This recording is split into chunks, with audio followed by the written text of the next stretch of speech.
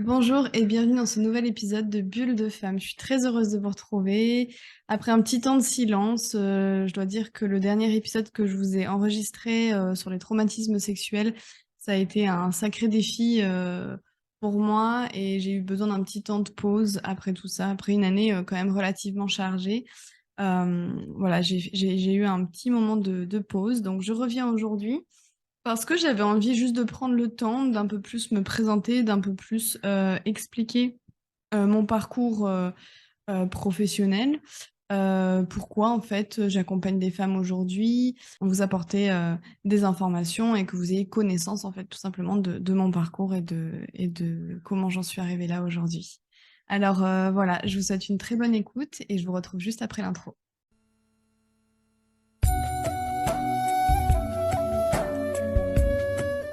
Bienvenue. Dans quoi? Bulle de femme. C'est le podcast pour elle, à travers des pratiques holistiques et spirituelles.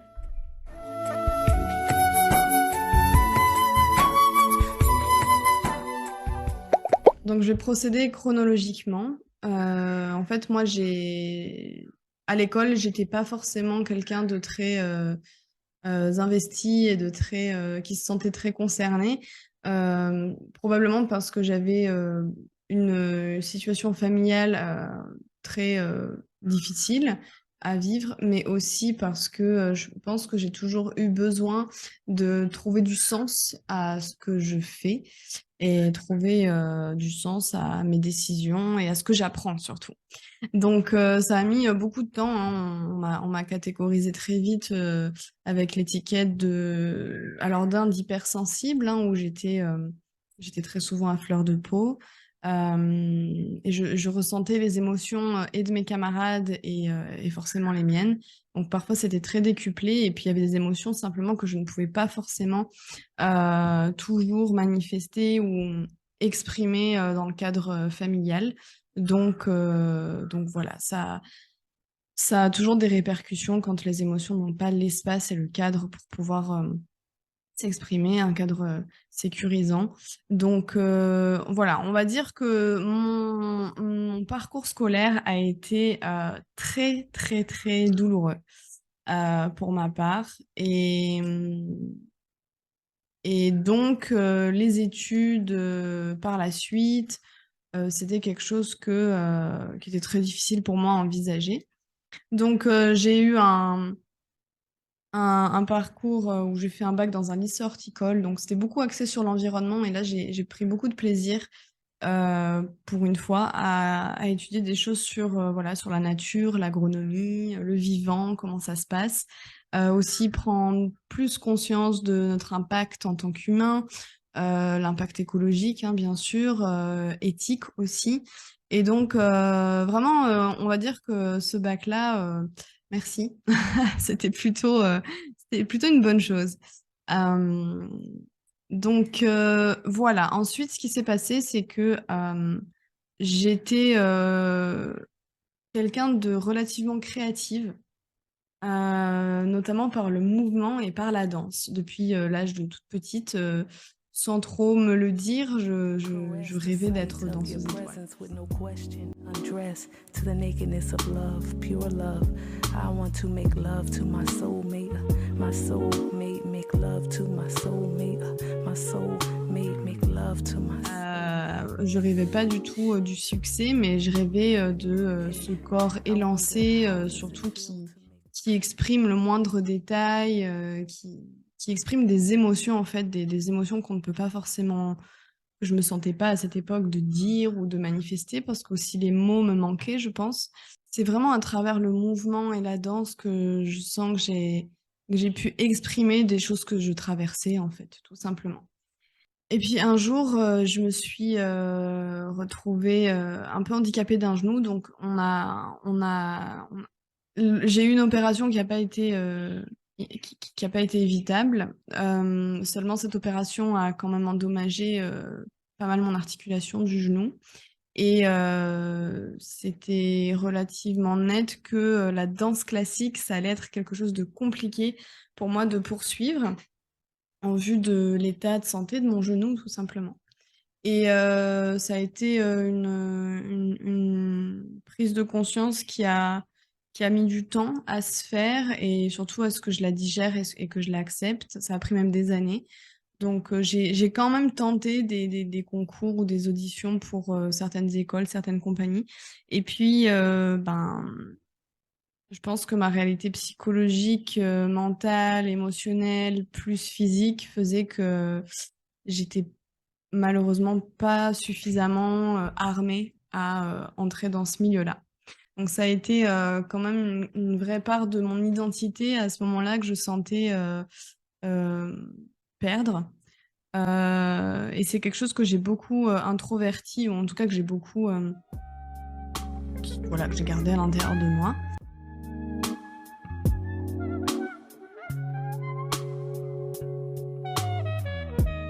Je me suis cherchée un certain temps, je suis partie à l'étranger, commencer des études dans le milieu artistique toujours, mais j'étais dans l'ombre, j'étais derrière les éclairages, derrière les appareils photo, enfin j'étais derrière tout un décor qui me mettait dans l'ombre et donc je me sentais assez, assez triste à ce moment-là.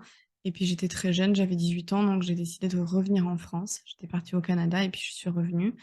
Et puis je me suis cherchée. Et à un moment donné, je me suis dit, mais en fait, je pense que ce que j'ai besoin, avant même de savoir qu'est-ce que je veux faire dans la vie, c'était vraiment d'apprendre à prendre soin de moi. Et ça peut être sous plein de formes différentes. Et puis la première chose qui m'est venue à partir de ce moment-là, c'était tiens, la nourriture, ce que je mange, comment. Et donc j'ai trouvé des études de diététique, la diététique et la nutrition en France. Donc je me suis dit, ben allez, je trouve une école et c'est parti pour 2 ans de BTS. C'est ce que j'ai fait, ce que j'ai étudié pendant 2 ans, la diététique. Et là, ça a été une expérience vraiment géniale parce que pour le coup, euh, seule et personnellement, je me serais jamais aventurée à mettre les pieds dans des restaurations collectives, à voir vraiment comment ça se passe. Je me serais jamais aventurée à partir en stage dans différents services d'hôpitaux. J'ai été en service diabétologie, obésité, en service d'oncologie, tout ce qui est cancer gastrique. Et enfin, après, j'avais un choix possible. Et donc là, j'ai choisi une diététicienne en libéral qui faisait des interventions notamment dans des centres sociaux, des foyers et aussi du libéral, hein, tout simplement. Donc, elle était des consultations en cabinet. Et elle avait une approche qui était vachement plus parlante pour moi, où elle alliait en plus l'astrologie à ses consultations. Donc, je trouvais ça assez fascinant et ça m'a aussi donné l'idée à ce moment-là de peut-être euh, combiner différentes pratiques. Mais ça, j'y viens après.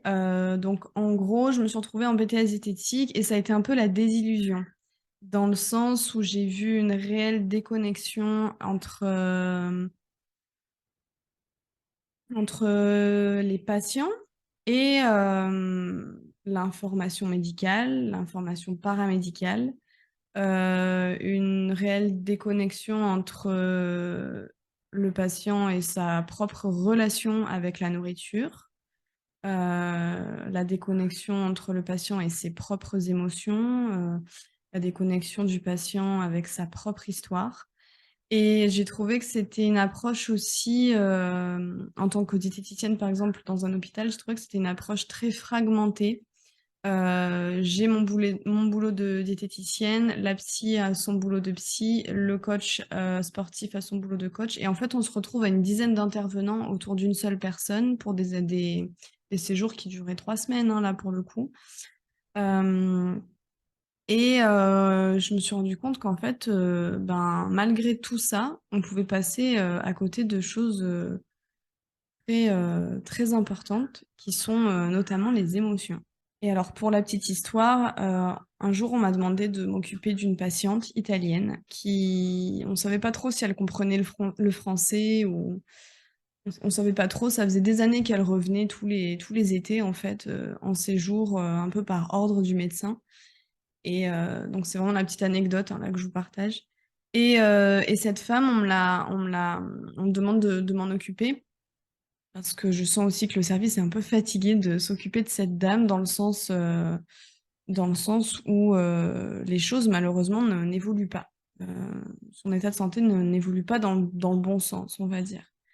Et bon, bah, j'étais quand même assez jeune là aussi, donc je me suis retrouvée face à cette femme qui avait bien 70 ans passés, hein.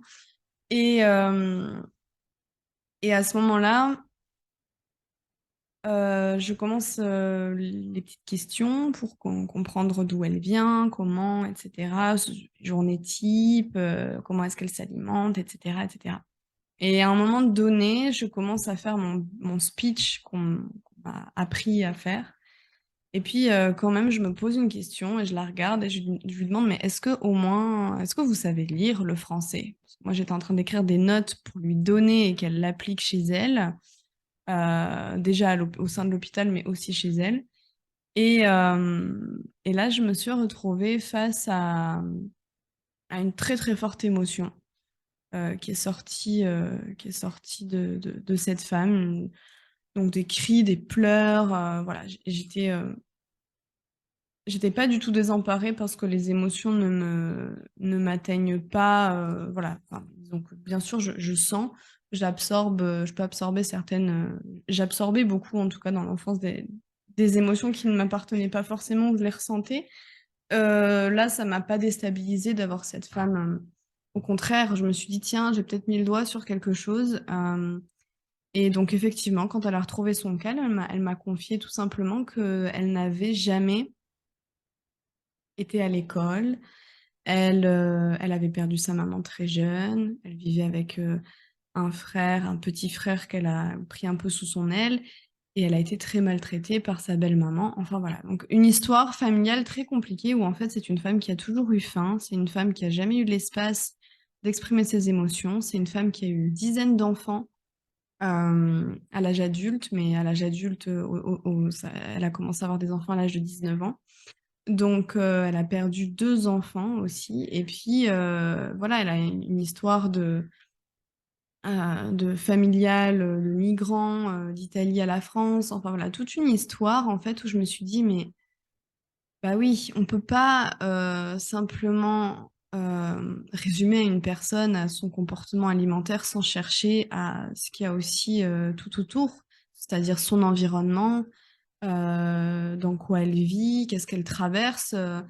Euh, et tout ça, on peut pas ne pas le prendre en compte. Et je pense que, après, ça c'est mon opinion vraiment personnelle, mais je pense que bon, bah, le rôle du psychologue comme le rôle de la diététicienne, bah, ça ne peut, enfin, pour moi, ça ne peut pas faire, ça, ça, ça devrait faire fusion plus que être, par exemple, séparé.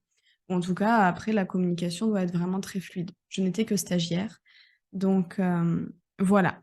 Mais à travers cette expérience, je me suis rendu compte d'un système un peu défaillant quand même, où j'ai trouvé que c'était triste et dommage, en tout cas, que ces personnes soient un peu, entre guillemets, forcées à revenir tous les ans et aussi quand même culpabilisées de par l'argent de la sécurité, par exemple, sécurité sociale que ça... Parce que j'ai été témoin hein, aussi de ça, où certains professionnels de santé faisaient culpabiliser les patients en leur disant, mais vous vous rendez compte du prix que vous nous coûtez. Et c'était assez, quelque part, il y avait quelque chose d'assez abominable dans tout ça. Et puis, doucement, tranquillement, sur ma route, je suis tombée sur des documentaires et des livres sur l'Ayurveda. Alors là, on est dans un autre univers. Là, on part en Inde. Et l'Ayurveda est une médecine ancestrale qui existe depuis plus de 5000 ans. C'est une médecine, une science, pardon, une science qui a été transmise oralement des- pendant de nombreuses années. Et on a retrouvé des textes qui datent il y a plus de 5000 ans. Des textes sacrés védiques où donc on va parler, donc il y a énormément de choses dans ces textes, hein. Ça peut être, on va parler d'astrologie, on va parler de santé. Et donc l'Ayurveda, c'est vraiment, ça veut dire connaissance de la vie, l'Ayurveda. Et j'étais fascinée par certains documentaires que je voyais où on soigne en fait les gens par de la phytothérapie, par des massages, par évidemment de la psychologie, du yoga, de la méditation. Donc en fait, on travaille vraiment sur le corps spirituel, énergétique, mental, physique, émotionnel. On travaille sur tous les corps.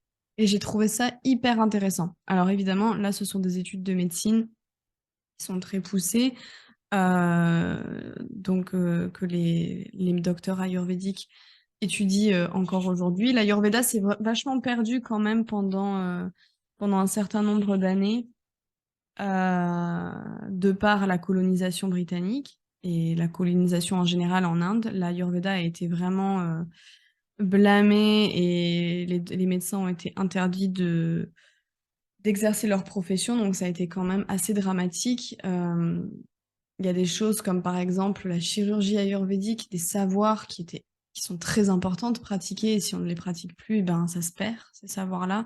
Et donc des savoirs comme ça, comme la chirurgie par exemple, qui se sont euh, petit à petit volatilisés. Mais heureusement, quand même, les textes sont restés et depuis l'indépendance, la médecine ayurvédique a repris une bonne partie du flambeau. Donc c'est assez intéressant parce que je vis en Inde et donc il y a des hôpitaux allopathiques et des hôpitaux ayurvédiques. Il y a aussi des hôpitaux homéopathiques. J'aime beaucoup cette complémentarité de médecine qu'on peut trouver ici parce que pour moi, les médecines sont complémentaires et pas, voilà, pas une au-dessus de l'autre, vraiment pas.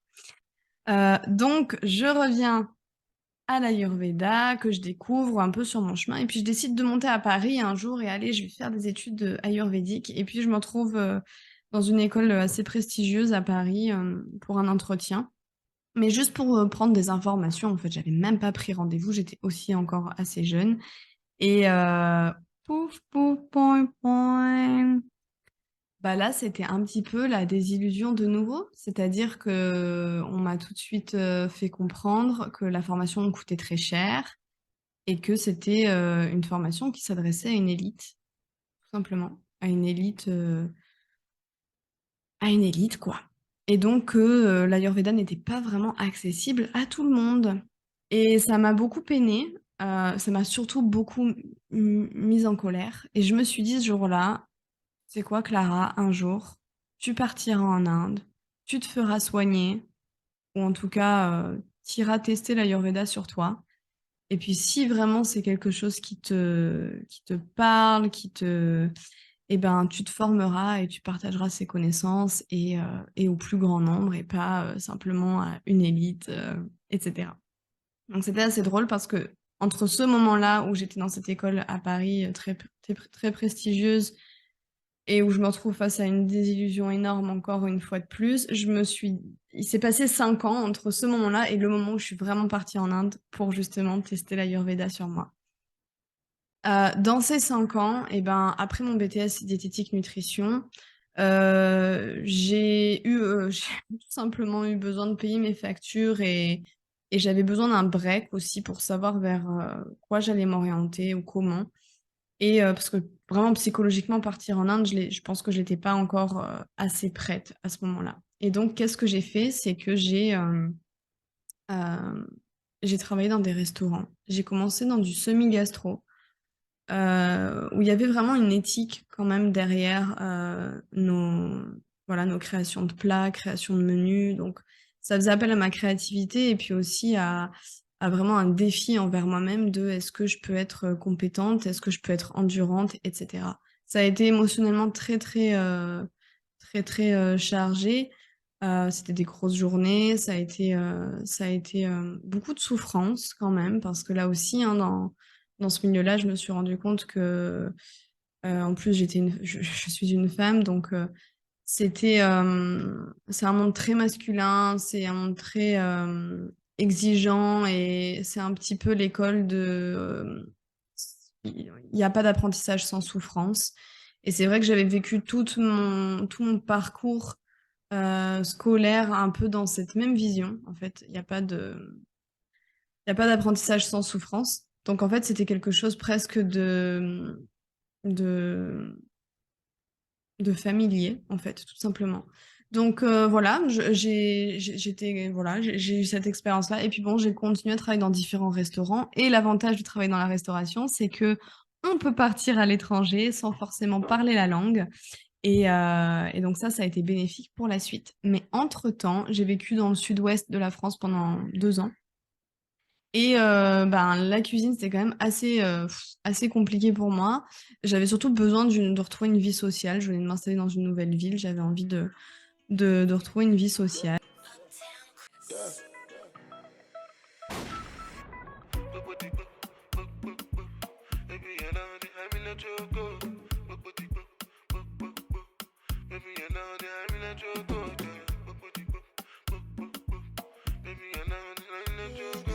Et donc, qu'est-ce qui s'est passé? C'est que j'ai fait un plan de réorientation et je me suis retrouvée à travailler avec des enfants en stage en premier lieu, et puis jusqu'à ce que je me postule dans un travail en crèche avec des tout petits enfants, avant l'école, avant 3 ans. Et là, ça a été quand même une sacrée découverte. Au début, j'ai commencé avec on va dire les grands, entre 1 et 3 ans.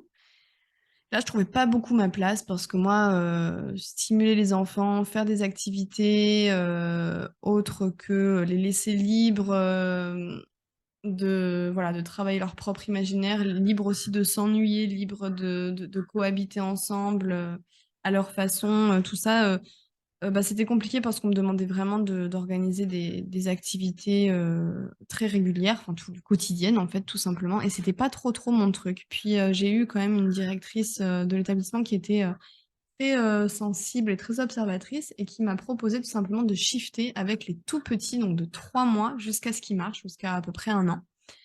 Et là, waouh, là c'était incroyable parce que vraiment le il y a quelque chose, je pense, à ce moment-là que j'ai pu exprimer, ça a été ma sensibilité. Alors, pas forcément l'exprimer, mais ça a été un moyen pour moi de la sentir, de la manipuler, de l'utiliser, de l'exploiter, en fait, tout simplement. Je parle pas de manipuler dans le terme manipulation, on va manipuler quelqu'un, c'est vraiment voilà, l'idée tout simplement de me l'approprier, de l'utiliser à bon escient et plus comme étant victime de mes émotions. Mon Dieu, je suis trop sensible, etc. Et à me réfugier vers une étiquette relativement négative de la sensibilité. Là, travailler avec des bébés de cet âge-là, c'était vraiment pour moi ben, un travail de tous mes sens, de mon ressenti, de mon intuition, de mon observation, de mon écoute non verbale, et du prendre soin, en fait, tout simplement, de prendre soin de l'enfant. Donc, il y avait tout ce côté-là qui a été très naturel et très quelque chose de fluide pour moi, quelque chose de doux, quelque chose où justement il n'y avait pas cette souffrance qui était associée à mon travail, à mon apprentissage. Au contraire, les femmes avec qui je travaillais m'ont appris énormément de choses sur l'enfant, aussi sur la maman, sur les parents, en fait, sur le processus de ce que c'est pour un enfant d'être laissé dans un centre comme ça. Donc, les stades d'évolution, de développement de l'enfant, enfin, tout ça a été vraiment passionnant et j'ai beaucoup aimé aussi mes échanges avec les mamans qui laissaient leur tout petit bébé. Je me rappelle d'une femme qui avait laissé son bébé de 3 mois parce qu'elle devait vraiment reprendre ses études. Et c'était quand même très, émotionnellement, c'était quand même très chargé pour elle. Et c'est quand même pas rien de laisser son enfant à cet âge-là. Et puis les aléas de la vie ont fait que j'ai décidé du jour au lendemain, après mon contrat d'1 an, j'ai pas souhaité renouveler. J'avais un gros besoin à ce moment-là de sortir de tout ce que je connaissais. Et je suis partie aussi, c'était dans une situation sentimentale assez complexe. Et j'ai décidé donc de tout quitter. Mais vraiment, en 15 jours, j'ai tout quitté, mon travail, qui était, mon contrat qui était fini. On m'avait renouvelé sur un contrat de cuistot dans une crèche. Et là, je me suis dit, non, là, je suis encore jeune. J'ai l'impression que si je me retrouve là, ça peut durer des années et j'ai envie de vivre des trucs, quoi, des trucs plus fun, intenses, plus, voilà, j'ai envie de découvrir le monde, quoi. Donc j'ai tout quitté, je suis partie aux États-Unis, j'ai marché dans des parcs nationaux pendant des semaines. Je parlais pas 3 mots d'anglais. Je suis revenue en France, ça a été compliqué à ce moment-là parce que je sentais que c'était pas le moment de me réinstaller en France. Et là, à ce moment-là, j'ai décidé de partir faire une cure ayurvédique.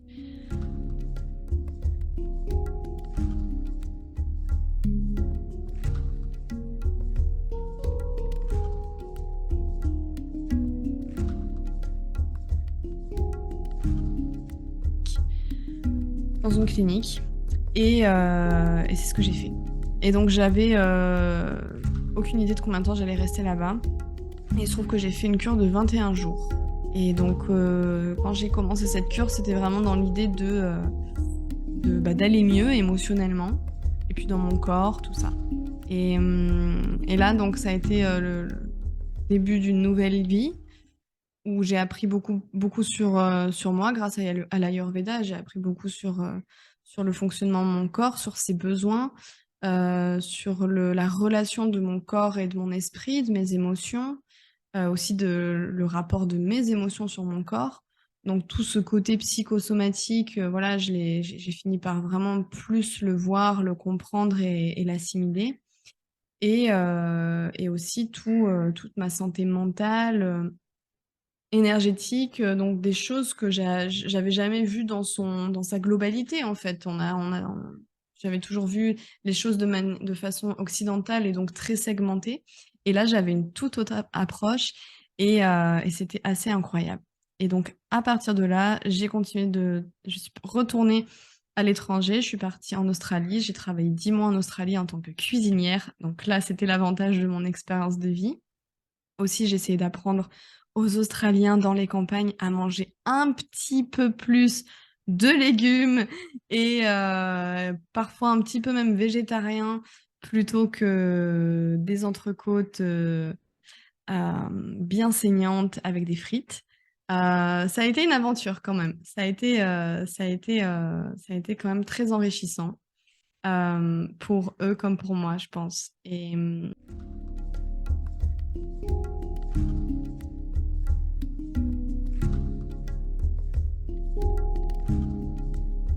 enfin, je suis toujours retournée en Inde, le Kerala. Je suis vraiment tombée amoureuse de cette région, des gens, de la façon justement de soigner et de prendre soin. Et donc j'ai étudié le yoga. J'ai étudié le yoga, je suis devenue professeure de yoga. Et en fait, ce qui s'est passé, c'est que quand j'ai commencé le yoga, j'ai commencé par l'Ashtanga Yoga, qui est un yoga très masculin. C'est clairement le yoga de toute façon a été créé par des hommes pour des hommes, il faut se le dire. Et l'Ashtanga Yoga, donc ça a été vraiment créé par un homme pour des militaires, des jeunes hommes à partir de voilà qui étaient très jeunes pour pouvoir partir en camp militaire. Voilà, donc il fallait préparer le corps et il fallait surtout canaliser la testostérone à ce moment-là pour que les hommes soient beaucoup plus dans un contrôle d'eux-mêmes, un contrôle mental et corporel. Et donc, ben voilà, je me suis orientée là-dedans et je me suis rendu compte après quelques années que je me suis un petit peu fait mal dans ma pratique. Je me suis rendu compte que vu que je vous ai parlé que je voulais être danseuse et que je travaillais beaucoup sur mon corps à cette époque-là et que à partir du moment où j'ai eu mon opération et les déceptions de voir mon corps et mon mental pas apte à pouvoir entrer en compagnie de danse, et ben toutes ces années-là, en fait, j'ai complètement délaissé mon corps. Donc la déconnexion, elle a été nette, quoi. La fracture, elle a été nette. Et donc pour moi, découvrir le yoga, le redécouvrir grâce à cette expérience en clinique ayurvédique et mon cheminement personnel et la formation que j'ai suivie, et ben ça a été une renaissance. Vraiment, là, je me suis dit, mais en fait, en fait, mon corps, il est capable de faire quand même plein de choses, c'est incroyable. Et, du coup, je l'ai poussé. Je l'ai poussé, j'avais besoin de sentir mon corps, j'avais besoin de me prouver, je pense, des choses à moi-même. J'avais besoin aussi de sortir de cette phase d'ego où, où en fait, d'atteindre ce palier pour sortir de la performance. J'étais à un moment donné, dans mes débuts en yoga, vraiment dans cette phase de performance, parce qu'en fait, c'est aussi ce que je connaissais, dans quoi j'étais à l'aise en faisant de la danse classique, c'était de la performance.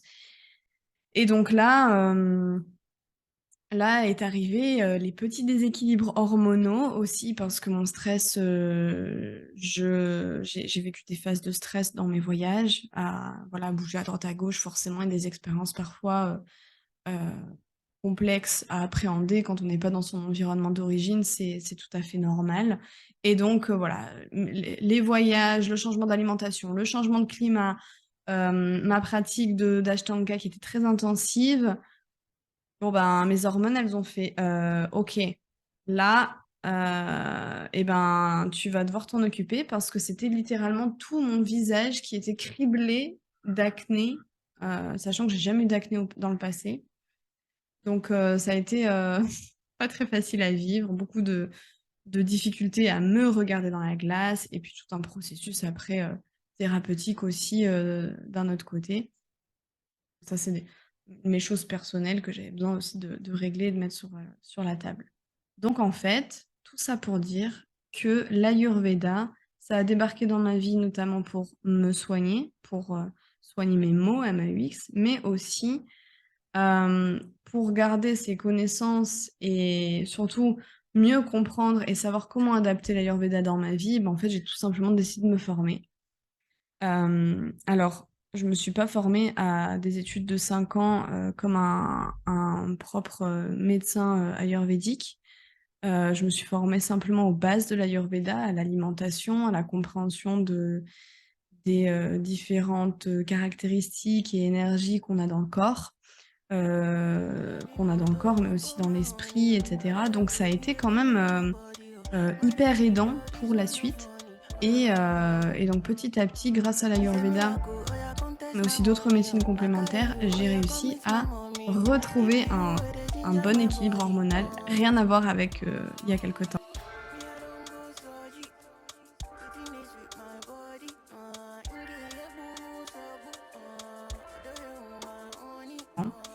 Et aussi, mon approche de yoga a complètement changé, c'est-à-dire que je me suis orientée vers l'hatha yoga. Et pendant le Covid, juste avant le Covid, j'ai créé mon entreprise, et j'ai décidé donc de transmettre l'Ayurveda, les bases de l'Ayurveda, le minimum syndical, on va dire, certaines connaissances, j'ai décidé de les transmettre. Et j'ai décidé aussi de donner des cours de yoga, mais des cours de yoga doux, à travers l'hatha yoga, le yoga, l'hatha yoga traditionnel. Euh, et en fait, tout ça a évolué, c'est-à-dire que pendant le Covid, je me suis retrouvée donc à la maison, et là, en fait, j'ai décidé d'étudier le yoga hormonal. Comment travailler sur tel ou tel organe ou hormone en déséquilibre pour pouvoir justement rééquilibrer le corps à travers des postures de yoga, à travers la respiration, à travers la méditation. Donc ça a été très intéressant. Et puis, le confinement était quand même très long. En tout cas, cette année de non-voyage où j'étais aussi bloquée en France, je ne pouvais plus rentrer en Inde, donc c'était complexe. Donc là, j'ai décidé, avec la même prof, d'étudier le yoga prénatal. Mais vraiment par hasard. Moi, je m'intéresse à plein de choses. Je suis quelqu'un comment on appelle ça aujourd'hui, les multipotentiels. Voilà, c'est-à-dire que je m'intéresse à plein de choses.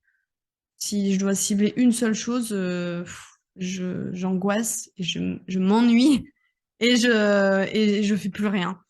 Je suis inutile au champ de bataille, alors que vraiment être sur plusieurs fronts et pouvoir retirer le nectar ou l'essence de ce qui m'intéresse, de ce qui me parle, de ce qui résonne en moi, et ben là, après, j'arrive à le transmettre, et c'est là où je me sens utile, et c'est là où pour moi la vie, elle a du sens.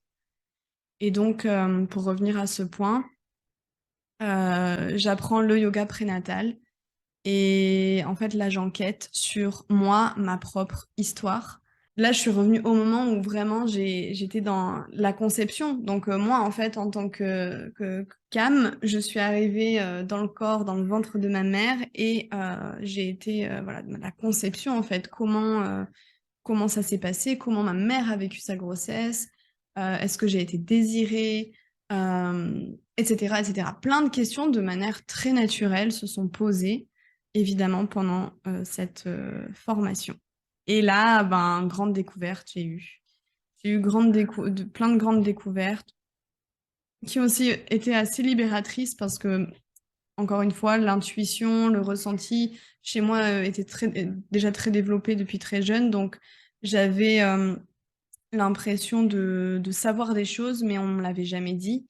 Et en fait, le fait d'avoir cette discussion avec ma mère et d'avoir des mots, et plus mon ressenti, mon intuition, tout a été confirmé, tout s'est aligné en fait. Bon, bah voilà, c'est bien ce que je ressentais, c'est bien l'idée que je percevais, et c'est bien, ces mots en fait, MOT, cette fois-ci, ces mots ont vraiment confirmé mon histoire en fait, tout simplement.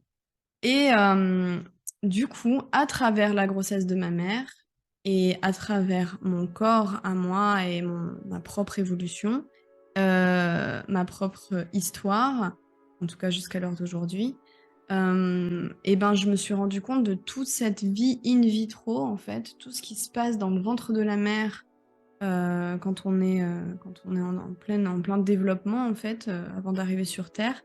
Et ben, cette vie, elle est hyper complexe, elle est hyper riche et elle est ultra connectée, en fait, aux énergies de la mère, à ses émotions, à son histoire. Donc évidemment, il y a les histoires génétiques, hein, de la mère comme du père, mais aussi l'environnement de la mère, toute l'influence en fait que ça a déjà au moment de la conception sur l'enfant. J'ai enquêté au fur et à mesure des années sur moi, hein, durant mes thérapies, différentes thérapies corporelles, psychiques. J'ai vraiment testé un tas de thérapies sur moi qui m'ont permis en fait d'avoir énormément d'informations sur déjà le moment de la conception en fait, ce qui s'est passé et aussi ce que je me trimballais des années après. Donc après, on peut s'en dégager hein, de tout ça, de toutes ces émotions lourdes parfois qui ne nous appartiennent pas. Moi, je sais que j'ai porté une émotion qui ne m'appartenait pas pendant des années et dont parfois je peux avoir le pattern qui retombe un peu dedans. Donc là, maintenant, c'est ma conscience qui essaie de me libérer de ça. Mais ça a été la tristesse de ma mère, une tristesse qui ne m'appartenait pas. Ma mère était en deuil à ce moment-là. Bon, je ne vais pas vous expliquer toute la situation familiale, mais c'était quand même voilà, une émotion quand même très triste, malheureusement. Et donc, des bagages comme ça, des choses qui ne nous appartiennent pas, on s'en trimballe et parfois on peut être assez démuni. Dire, bah oui, mais il n'y a aucune raison pour que je me sente triste et pourtant, bah, je le suis, quoi. Et d'accompagner les mamans à travers le yoga, la méditation, la respiration, j'ai trouvé qu'il n'y avait rien de plus bienveillant que ça. Et je pouvais le faire aussi à distance, c'est-à-dire que, ok, on était confinés, on était chez nous, mais ça ne m'a pas empêché de pouvoir justement être en lien avec ces mamans. Donc je me suis formée à la psychologie positive, aujourd'hui je suis en train de me former à l'astrologie et j'accompagne maintenant et toujours des femmes en ligne qui sont en France, aussi sur place quand c'est possible, parce que maintenant je vis dans le sud de l'Inde, du coup, ce pays dont je suis tombée amoureuse. Et donc j'apprends un peu tous les jours sur les différentes thérapies alternatives qui existent. Et aussi, bah, je partage voilà, tout ce que je peux partager dans mes accompagnements. Donc, les accompagnements, c'est vraiment du cas par cas. C'est toi et c'est moi. Et je m'intéresse à toi. Et je m'intéresse, ben, alors ça peut être ce que tu traverses à travers tes cycles menstruels, par exemple. Donc, ça peut être un déséquilibre hormonal, mais ça peut être des troubles émotionnels. Ça peut être sur le plan énergétique, que tu te sens très fatigué. Ça peut être sur vraiment différentes problématiques liées au cycle menstruel. Ça peut être aussi autour de ton hygiène de vie, ton alimentation, ton rythme de vie, à l'heure à laquelle tu te lèves, comment est-ce que tu te nourris spirituellement, euh, énergétiquement, est-ce que tu vas marcher dans la nature, est-ce que tu es dans une ville où tu es complètement déconnecté de tout, est-ce que ton travail te plaît, enfin l'hygiène de vie de manière globale. Et enfin, la grossesse, hein, ça c'est vraiment le truc en plus.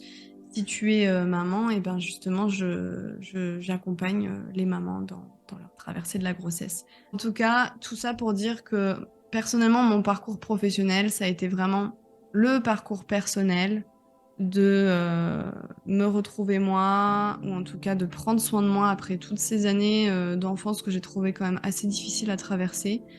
Comment me sentir moins handicapée dans la vie et comment me sentir mieux et surtout comment me mettre au service de l'humanité, de la société. Et donc ça a été vraiment, et c'est encore à travers mes expériences personnelles et tout ce que j'ai besoin de traiter que maintenant j'accompagne des femmes pour essayer justement de les alléger, de les épauler et surtout de leur donner des outils pour être autonomes dans leur processus de guérison, dans leur processus de vision globale aussi et parfois d'enlever le focus. Enlever le focus sur la problématique, ce qu'on pense parfois. On pense que parfois quelque chose nous gâche la vie. Enfin, je vais donner un exemple très, très concret. Parfois, ça m'est arrivé donc d'accompagner une jeune femme qui avait des problèmes de surpoids et qui était focalisée sur l'alimentation. Et en plus, elle était vraiment dans le prototype que je voyais très bien diététique occidentale, du grammage, du nombre de calories, de tout ça.